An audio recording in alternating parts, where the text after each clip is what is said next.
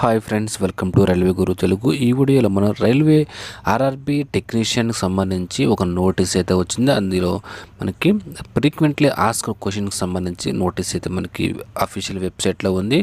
ఎవరైనా చూడకపోతే కనుక అఫీషియల్ వెబ్సైట్ ఓపెన్ చేసి మీరు చూడండి. అది ఒకసారి మనం దాని గురించి మాట్లాడుకుందాం ఈ వీడియోలో. ఇక్కడ కనుక మనం చూస్తే ఆల్రెడీ మనకి డేట్స్ అయితే మనకి ఎక్స్టెండ్ చేశారు. ఆ లింక్ అనేది మనకి అక్టోబర్ 2 నుంచి అయితే మనకి యాక్టివేట్ అవుతుంది. ఇక్కడ ఫస్ట్ క్వశ్చన్ అయితే మనకి ఓపెనింగ్ డేట్ వచ్చేసి మనకి అక్టోబర్ 2వ తారీఖు నుంచి అయితే మనకి ఉంది. క్లోజింగ్ డేట్ వచ్చేసి మనకి అక్టోబర్ 16 వరకు అయితే మనకు ఉంది. అలాగే మాడిఫికేషన్ కూడా టైం అనేది ఇచ్చారు, ఒక 5 days అనేది 17th నుంచి 21 అక్టోబర్ వరకు అయితే ఇచ్చారు.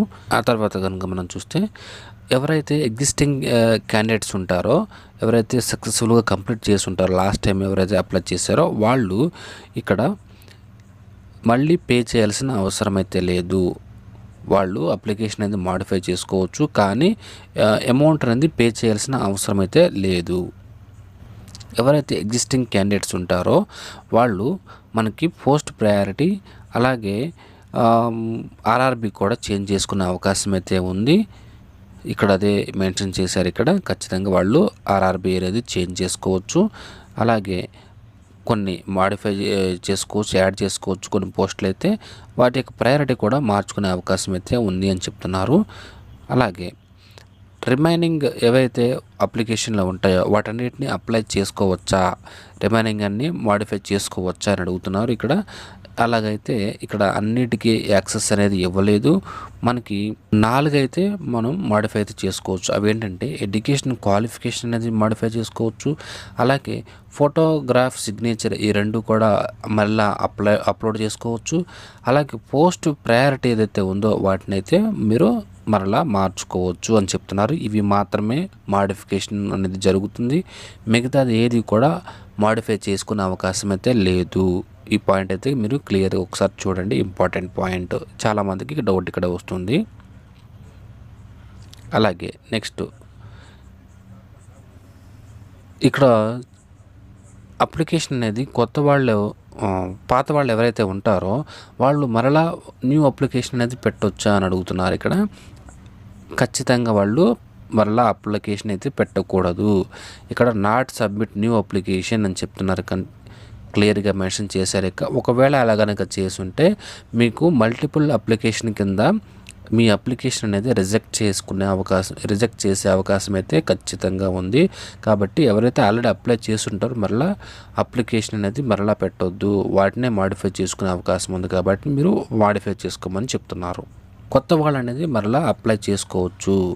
ఎవరైతే లాస్ట్ టైం అప్లై చేయలేకపోయారో వాళ్ళైతే అప్లై చేసుకోవచ్చు అని చెప్తున్నారు. ఇక్కడ చూస్తే crucial date for education qualification candidate whose result expected after 16 October can apply or not. ఇక్కడ వచ్చేసి మనకి క్యాండిడేట్ ఎవరైతే కొత్తగా పెట్టుకోవాలనుకుంటున్నారో must possess their educational and technical qualification on or before closing date. మనకి క్లోజింగ్ డేట్ వచ్చేసి మనకి అక్టోబర్ 16 వరకు అయితే ఉంది. ఈ క్లోజింగ్ డేట్ లోపు కనుక మీ యొక్క ఎడ్యుకేషన్ క్వాలిఫికేషన్ సర్టిఫికేట్ అయితే మీకు ఉన్నట్లయితే మీరు ఖచ్చితంగా అయితే అప్లై చేసుకోవచ్చు. అక్టోబర్ 16 తర్వాత కనుక మీరు వస్తున్నట్లయితే, రిజల్ట్ కోసం వెయిట్ చేస్తున్నట్లయితే మీరు పెట్టుకునే అవకాశం అయితే లేదు. మీరు ఒకసారి ఈ పాయింట్ అనేది గమనించండి. ఎడ్యుకేషన్ క్వాలిఫికేషన్, మెడికల్ స్టాండర్డ్స్ వాటి గురించి అయితే ఇక్కడ క్వశ్చన్ అడుగుతున్నారు. మీ యొక్క ఎడ్యుకేషన్ క్వాలిఫికేషన్, మెడికల్ స్టాండర్డ్స్ గురించి అయితే కనుక అప్లికేషన్ అయితే మీరు నోటిఫికేషన్ అయితే చూడమని చెప్తున్నారు. అఫీషియల్ వెబ్సైట్లో అయితే మనకి మెన్షన్ చేశారు. ఆ నోటీస్ అయితే మీరు అబ్జర్వ్ చేయండి. నెక్స్ట్ వచ్చేసి ఇక్కడ రివైజ్డ్ వేకెన్సీస్ ఏంటి అని చెప్పేసి అడుగుతున్నారు మనల్ని.